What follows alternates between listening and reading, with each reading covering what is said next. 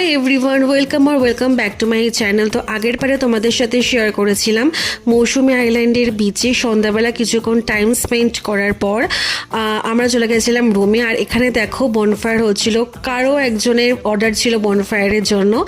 আর সন্ধ্যাবেলা আমাদের টিফিন দিয়েছিল চা, পকোড়া আর মুড়ি। আর পকোড়াগুলোর সাইজগুলো দেখো একদম কুটকে কুটকে। রাতের ডিনারে ছিল ডাল, আলু ভাজা আর চিকেন কারি। কেউ যদি রাইস খেতে চাও, কেউ যদি রুটি খেতে চাও, সেটা অপশন ছিল। নেক্সট ডে মর্নিং এ আমাদের চা বিস্কিট দিয়েছিল। অ্যান্ড এটা হচ্ছে রিসর্টের ফ্রন্ট সাইডটা, দেখ নেচারটা কি সুন্দর লাগছে।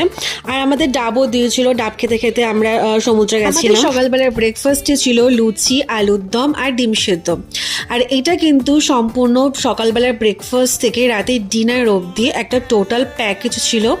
টোটাল প্যাকেজটা আমরা বুক করেছিলাম। আর এক্সট্রা যদি বারবিকিউ তোমরা করতে চাও তো এক্সট্রা পেমেন্ট তোমাদের দিতে হবে। এরপর আমরা হোটেল চেক আউট করে বাড়ি চলে এলাম। So by.